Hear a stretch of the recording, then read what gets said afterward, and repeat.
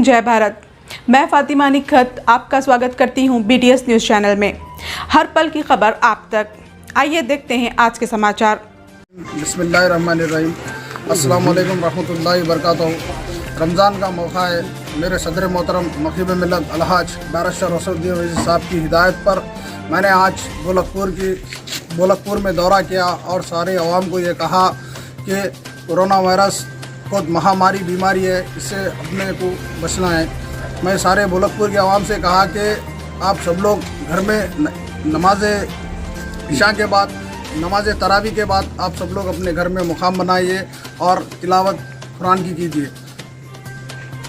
और मैं चाहता हूँ कि पूरे हिंदुस्तान की फैमिली सेफ रहे और इस कर्फ्यू पे अपने को अमल करना है। हमसे मैं ये अपील करता हूँ महकमा पुलिस का साथ दे और जो बच्चे आपके जो बच्चे हैं जो बाहर रहते हैं उनको भी जो है ना, आप जो बाहर रह रहे हैं फिर रहे हैं, आप जो बाहर रह रहे हैं फिर रहे हैं उनको भी जो है ना आप महफूज करिए और अपने घर में रखिए और घर में कुरान की तिलावत कीजिए। और आपको जगने की अगर आदत है, रमज़ान में अगर आपको जगने की आदत है, घर में बैठ के इबादत करिए। अल्लाह से ये दुआ करिए कि ये कोरोना वायरस जो बीमारी है ख़त्म कर दे। अल्लाह से ये दुआ कीजिए। आज देखो, आज हमारे हिंदुस्तान में कोई कोरोना वायरस का अपने घर में अगर कोई पेशेंट है तो उससे आज माँ बाप, अगर बच्चे को हुआ तो माँ बाप भाई कोई मिलने नहीं जा रहे, ना उसकी जनाजे की नमाज पूरी अदा हो रही, ना उसको गुस्ल दिया जा रहा है। आप समझिए, इस कोरोना वायरस को समझिए। आप अपने बच्चों की इबादत कीजिए, हमेशा घर में रहिए। अस्सलाम वालेकुम। अस्सलाम वालेकुम, नमस्ते, सत श्री अकाल।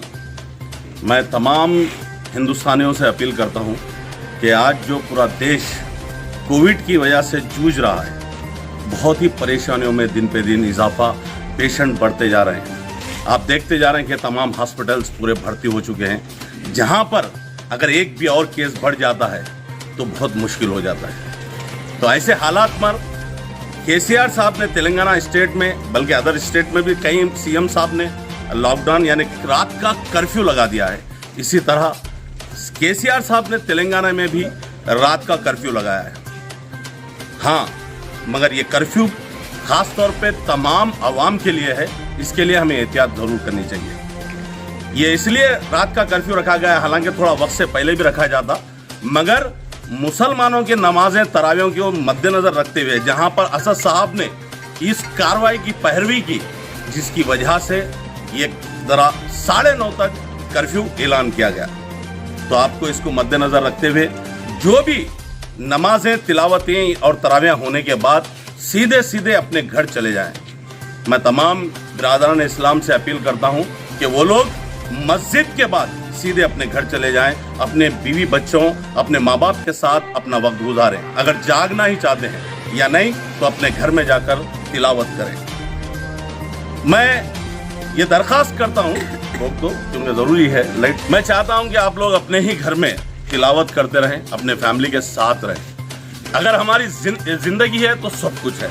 तो आप लोग एक बात गौर कर दीजिए कि जो कोविड की वजह से मर्ज बढ़ते जा रहे हैं दिन पे दिन, तो आप एक बात जहन में रखिए कि ये आप लोगों को समझ होना चाहिए, हुकूमत के लिए गिनती है, मगर हमारी फैमिली के लिए हमारी जिंदगी है। हमें गिनती बनना नहीं है, जिंदगी बन के रहना है, क्योंकि हम अपने बीवी बच्चों को, अपने माँ वालिदैन को देखना है। तो मैं तमाम से अपील करता हूं कि तरावियों वगैरह के बाद फौरन अपने घर चले जाए, ना कि रोडों पर फिरे, बल्कि पुलिस महकमे का हम साथ दें।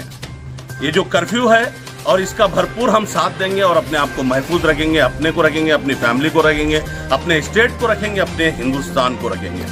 तो ज़रूरी है कि हम पुलिस महकमे का साथ दें और ना कि रोडों पर फिर के उनके जूते खाएं।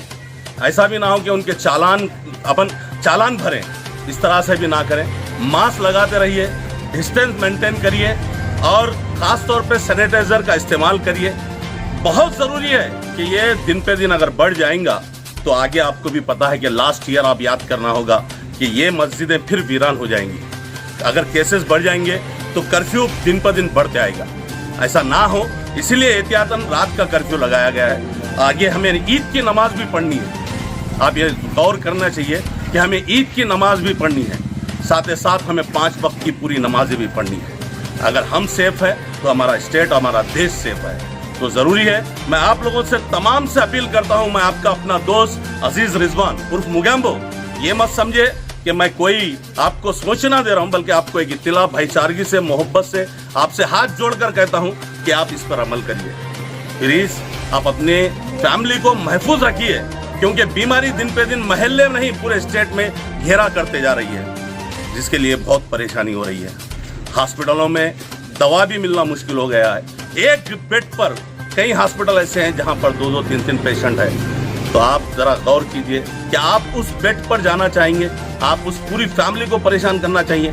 क्योंकि अगर एक आपको अगर कोविड होता है तो आपसे कितने लोग दूर होते हैं इसका अंदाजा भी होना चाहिए। कोई आपके करीब नहीं आएगा, आपको दूर रखेगा, अछूत की तरह देखा जाएगा।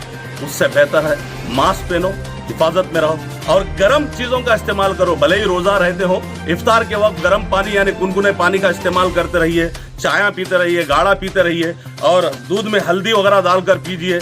मैं शहर में भी अगर आप लोग हैं तो तुलसी का पत्ता हो या आपको अगर कोई ऐसी चीज दिखती है जैसा कि जिंदा तिलिस्मात, ऐसे चीजों का थोड़ा तो भी चाय में डालकर इस्तेमाल करते रहिए ताकि हम उस बीमारी से दूर रहे। और अगर मैं आप लोगों से और एक इत्तला दूं, अल्लाह से मैं ये दुआ करता हूं कि अगर ये बीमारी है तो हमें शिफा दे दे, और अगर ये वबा है तो आप वबा को समझ सकते हैं, इससे हमें नजात दे दे।